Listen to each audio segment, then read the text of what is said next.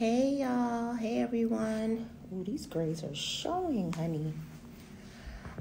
Happy Wednesday. It's your girl Monique, pronouns she, her, hers, and I am the community health coordinator here at Whitman-Walker Health. As you know, every Wednesday, it's usually me. So you know I got housekeeping to report to you all. So let me just get right into that before we get into our topic. So, housekeeping. Whitman-Walker Health's community health department has expanded its outreach efforts to the social media platform. We cover various topics about HIV, STI, sexual health practices, access to care, social determinant of health, and general public health interventions. The next series of outreach sessions will focus on the current pandemic, COVID-19, and ways to manage your sexual, personal, and mental health. The community health team is here to educate and support you. So, I know a few Wednesdays ago, all my topics were about COVID-19. So, I decided, to start a mini-series called STD Talk. I started it last week, Wednesday.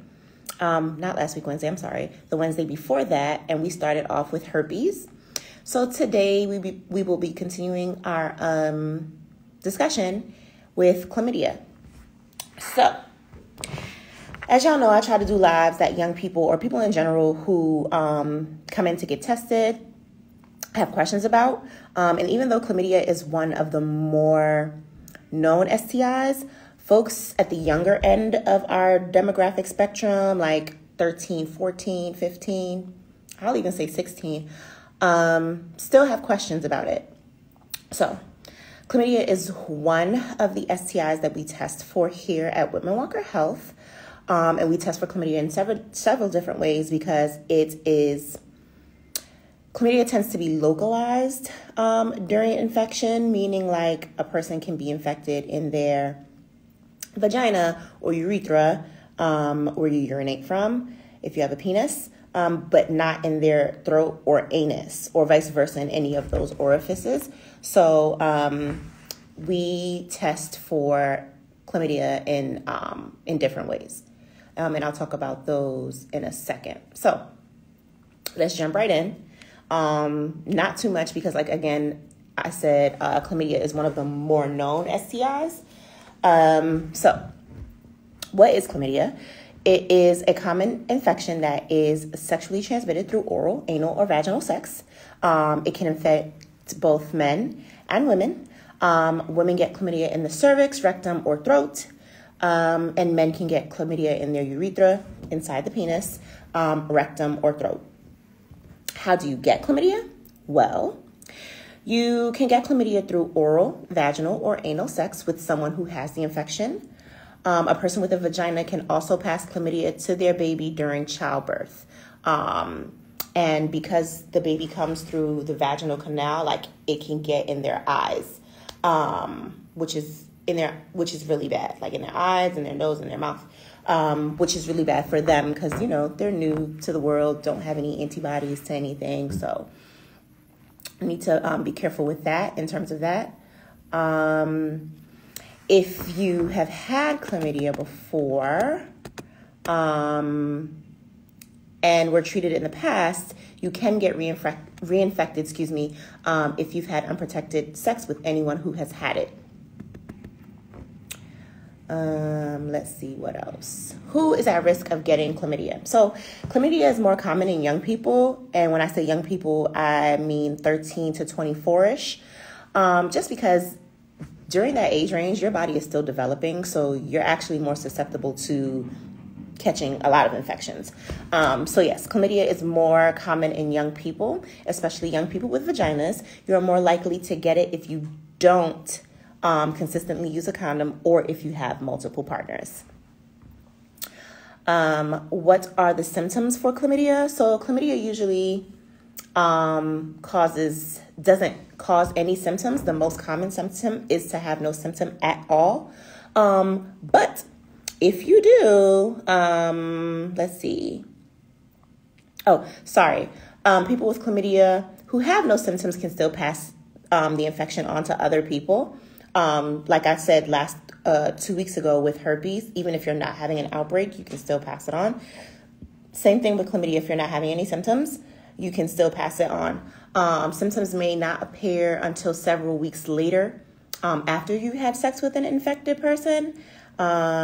Those symptoms, so symptoms for folks who have vaginas include an abnormal vaginal discharge, which may have a strong smell or foul odor. Sidebar, for folks who have vaginas, you regularly have discharge. Like, discharge is something that you have normally. So it's very, very important to know, like, what, fish smell. So it's very, very important to know, like, what your body chemistry is. I feel like people tend to get, like, taboo and be like, oh, I don't check. Well, I think younger folks with vaginas think it's, like, taboo to not, like, check themselves or not be, like, familiar with their body parts. You should be, because if something goes wrong, you need to know what that thing is that went wrong so you can tell your doctor, tell your healthcare provider. You need to know what's going on with your body. So I advocate for you to check everything. Put a mirror down there, check everything. So when you know when something doesn't look right, when something doesn't smell right, when something doesn't feel right. So yes, abnormal vaginal discharge, burning sensation when urinating, and pain during sex. If the infection spread low, you might get lower abdominal pain, pain during sex, nausea, or fever. For symptoms in folks who have penises, that includes discharge from your penis. Again, discharge from the penis is that's not a regular thing. Like, vaginal discharge is a regular thing. Discharge from the penis is not a regular thing. If you didn't just ejaculate, if you didn't just urinate, nothing else should be coming from your penis. So discharge from your penis is a sign and symptom. Burning during urination, burning or itching around the opening of your penis, pain and swelling in one or both testicles, even though that's, like, less common. You would either have it in one or the other. And if the chlamydia infects the rectum in men or women, it can cause rectal pain, discharge, or bleeding. Okay? How is chlamydia diagnosed? So, of course, you come to us, like Whitman-Walker Health, or places like Whitman-Walker Health, and you take a test. So there are lab tests to diagnose chlamydia. Your healthcare provider may ask you to provide a urine sample. Here at Whitman-Walker Health, we ask you for a urine sample and or rectal or pharyngeal sample. And the pharyngeal sample is, a throat swab. So who should be tested for chlamydia? You should go to your healthcare provider to test for chlamydia if you've had symptoms, if your partner has had symptoms, or if you have a partner who has had, a sexually transmitted infection. Pregnant people should get a test when they go for their first prenatal visit. And I think that is common for pregnant people. They usually, at your first appointment, they give you the whole test so they know, where to start from. Also, the first visit is also not the first time that you can get tested. If you're further along in your pregnancy and your partner comes and says to you, hey, I got tested and I came back positive for chlamydia, you can absolutely go to your OB or your midwife and say, hey, my partner said this, so I need to get tested again. People are at higher risk, should get tested for chlamydia every year, and that's sexually active women, 25 and younger, older women who have new or multiple partners, or a sex partner who has recently had, like, a sexually transmitted infection, and men who identify as men who have sex with men, so MSM.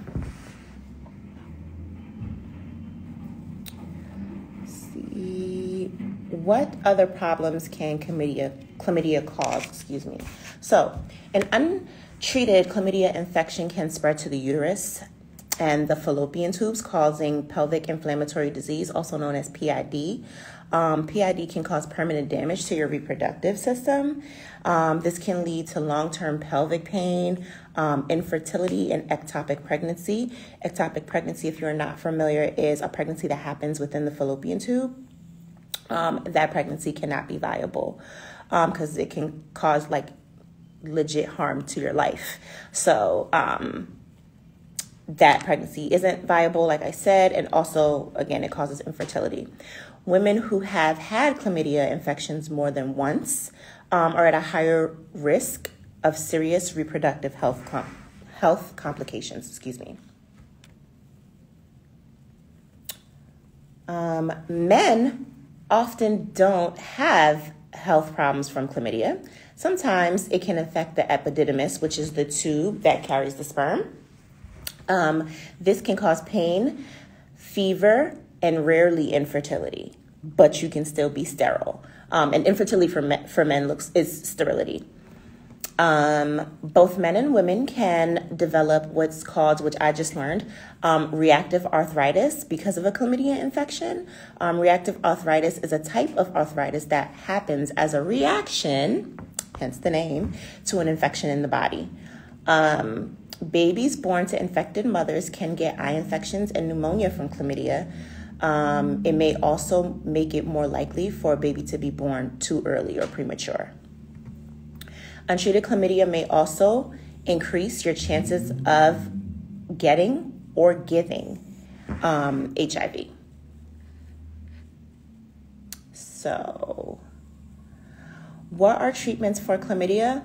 So, of course, you get antibiotics. It'll clear it up. You may get a one-time dose, or you may get a dose that you have to take every day for several days. It's usually 7 days. It's very important to know that antibiotics cannot cure or reverse any damage that has happened to your reproductive organs that chlamydia may have caused. It does not repair damage. It just gets rid of the chlamydia. So to prevent the spreading of the infection to your partner, you, of course, should not have sex until you finish the medication. If it's a one-dose medication, you should wait 7 days before having sex again. So let's say Mary Jane got chlamydia and she received her medication on Monday. Mary Jane took the medication on Monday. Mary Jane shouldn't have sex until next week, Monday, but I would even go as far as say Tuesday, because Tuesday would be day 8. If Mary Jane got medication, but was prescribed the medication every day over the course of 7 days, Mary Jane should, 1, take the medication every day for the entire course, so the entire 7 days. And once she has finished, so still, if she started on this past Monday, she should finish next week Monday, or next week Sunday, because that would be the 7 days. She still should wait till Tuesday to have intercourse again, okay? It is common to get a repeat infection, so you should get tested again in about 3 months after you receive treatment. And make sure if you're receiving treatment, it is imperative that your partner receives treatment. I know that there are some places in DC specifically, not really sure about Maryland or Virginia, but I know DC specifically has expedited partner therapy. That is where if I go to, and it's only some places, not all places. One place that does do it is the DC Health and Wellness Clinic. And I believe Whitman-Walker Health, they won't give you the pills specifically, but they'll give you a prescription for your partner to get the medication. But DC Health and Wellness absolutely will either give you a prescription for the person or give you the person's a dosage for the person, for your partner. It's called expedited partner therapy. So if you are positive and you go to receive your treatment, you should ask about that service. So after treatment, make sure that you go ahead and get tested again to make sure that everything is good 3 months after. How can chlamydia be prevented? Well, the only way to prevent chlamydia is to not have sex at all. Sex of any kind, oral, anal, vaginal, none of it. That's the only surefire way to prevent chlamydia. Correct usage of condoms, of course, reduces the rate or the risk, but it does not eliminate it. So you could still, if the condom breaks, then, but yeah, so only surefire way is to have no sex. And that is all I have about chlamydia. Like I said, chlamydia is one of the more known ones. It's usually coupled with gonorrhea. And when I say coupled with, testing usually couples them together because chlamydia is also one of the most common. And so is gonorrhea. So usually they're coupled together. And most places, when you're going to receive treatment for one or the other, a lot of places treat you for both because they actually walk hand in hand a lot of times. You can absolutely just have chlamydia by itself. You can absolutely just have gonorrhea by itself. But also a lot of times you can have both of them together. Gonorrhea is actually the next STI in our mini-series. So that will happen next week, Wednesday, or the Wednesday after, excuse me. That will be gonorrhea talk. So that is all I have for chlamydia. If you have any questions, of course, please feel free to drop them in the chat. But until then, I have some outro housekeeping information to give you. So I'm going to read that off. So Whitman-Walker Health has COVID-19 vaccine available. Everyone ages 12 and up are eligible to receive the Pfizer COVID-19 vaccine, and everyone ages 16 and up are eligible to receive a COVID-19 vaccine, period, whether it's Moderna or J&J. Please reach out to us at 202-207-2480 to make an appointment. If you're having trouble making an appointment with us, DC residents, you can find, and when we say having trouble making an appointment with us, like you're calling, you're not getting through. The phone lines here are pretty busy. We're getting bombarded with calls for vaccine, whether it's your first dose, your second dose, and now that there's a booster, we're getting bombarded with calls for boosters. So if you cannot get through to us, DC residents, you can find information on COVID-19 vaccine walk-up locations and eligibility at vaccinate.dc.gov or by calling 1-855-363-0333. For Maryland residents, learn more about the Maryland vaccine distribution process and schedule a vaccination appointment at covidlink.maryland.gov or by calling 855-634-6829. If you live in Prince George's County, visit their vaccination registration portal. If you live in Montgomery County, you can visit their vaccination registration portal or call 240-777-0311 to schedule an appointment. For Virginia residents, you can learn more about the Virginia vaccine distribution process and schedule a vaccination appointment at vaccinate.virginia.gov or by calling 877-829-4682. If you haven't been vaccinated and you're not looking for an appointment, please consider the decision that you're making.